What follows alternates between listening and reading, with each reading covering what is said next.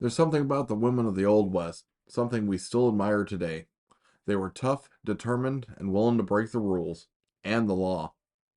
Here's a look at Two Roses and a Belle, all incredible women from the Wild West. Let's dig into this.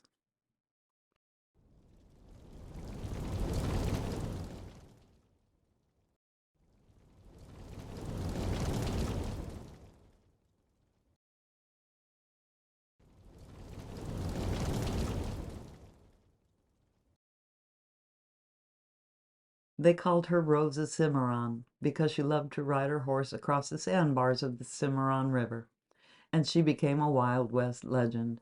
Rose Dunn was born in 1879 near Ingalls, Oklahoma, and even though she was lucky enough to go to a convent school for a while, she seemed to prefer riding, roping, and shooting. By the time Rose was 12, her brothers were outlaws. Before she was 15, she met and fell in love with George Bitter Creek Newcomb. He was part of the famous Doolin Dalton gang, also called the Oklahombrays or the Wild Bunch. On September 1st, 1893, U.S. Marshals cornered the gang in the Battle of Ingalls, one of the bloodiest firefights in U.S. Marshal history. And Rose was reportedly there, running out of the hotel into the street when she saw Newcomb shot, dodging bullets, bringing him extra ammunition, and shooting at the marshals herself. By the end of the battle, three marshals were dead, two of the gang were injured, and one was captured. Rose and Newcomb escaped, and Rose nursed wounded gang members back to health. Just 2 years later, Rose's brothers told authorities where they could find Newcomb and received a reported $5,000 reward. Newcomb was shot and killed, and people blamed Rose, suspecting she told her brothers where Newcomb was hiding out. She denied the rumors, but no one seemed to believe her. Rose gave up on the outlaw life and married Charles Noble, an Oklahoma politician. The couple moved to New Mexico, reportedly trying to escape Rose's reputation. After his death, she married again and moved to Washington State. She never had children and died in 1955 at the age of 76. There are many photos on the internet that claim to be Rose Dunn. Most aren't, and the best known photo of Rose may not be her either. It may be a publicity photo for the 1915 movie The Passing of the Outlaws, or a prisoner posing as Rose for a story. There's no definitive proof, so it could also be Rose of Cimarron. Laura Bullion's death record says she was born in 1876 in the outlaw-friendly town of Knickerbocker, Texas.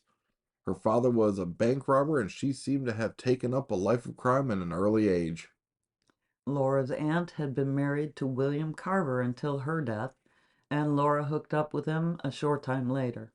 Laura was 15, and some say she was working at Fanny Porter's brothel in San Antonio.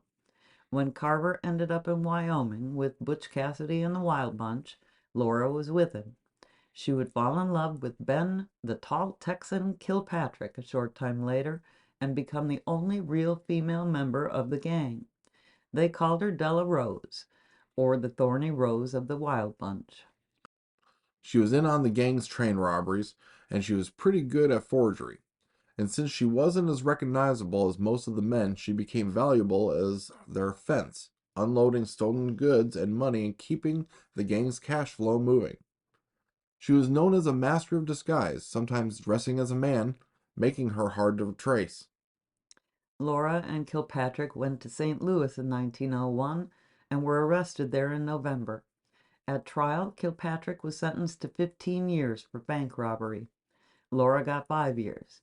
She served 3.5 years at the Missouri State Penitentiary and was released September 19, 1905. She moved to Memphis and lived as Freda Lincoln, a World War I war widow, but there was no records of her marrying Maurice Lincoln, the same name she gave for her husband. She died in 1961 at the age of 88 and is buried in Memphis. Her tombstone reads Freda Bullion Lincoln, Laura Bullion, the Thorny Rose.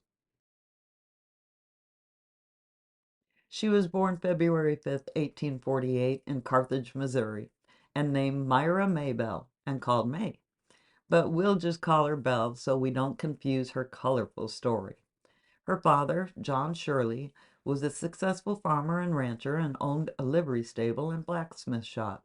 Belle went to school, graduating from the Carthage Female Academy. She was a spoiled rich girl and flaunted it wherever she could.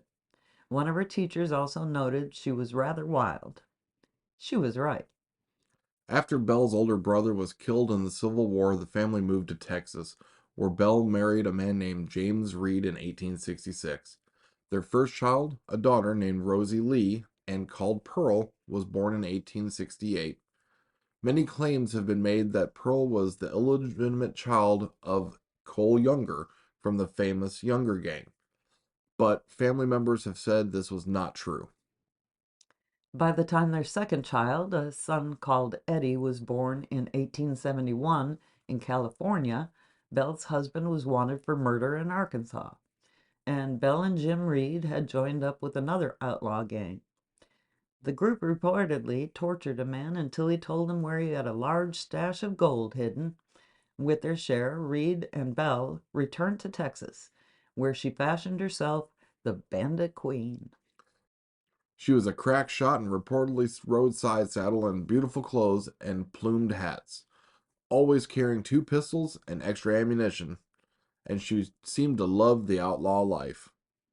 Reed was killed during a shootout in 1874, and Belle left her children with her mother, continuing her outlaw life. She married Sam Starr in 1880, and they formed a gang with Belle as the leader, planning rustling raids and running a bootlegging operation. Unfortunately for Belle, the local judge was famous hanging judge Isaac Parker, and he wanted her behind bars. She was arrested numerous times, but always had to be released due to lack of evidence. Legend says she paid everyone off to get out of jail, and it worked until 1882 when she was caught red handed stealing a horse. She was sent to federal prison in Detroit, and when she was released 9 months later, she went right back to her old life. She was arrested again in 1886 for robbery and horse theft, but once again released for lack of evidence. After Sam Starr was killed in a shootout in December of 1886, she was linked with several outlaw men. By 1889, Belle married a much younger man with a hot temper named Jim July. They reportedly fought often and violently, and July offered $200 to a friend to kill Belle shortly after they were married. When the man said no, July said he'd do it himself. Just days later, Belle Starr was ambushed riding home from town, shot in the back, neck, face, and shoulder, reportedly by her own gun. She was 2 days shy of her 41st birthday.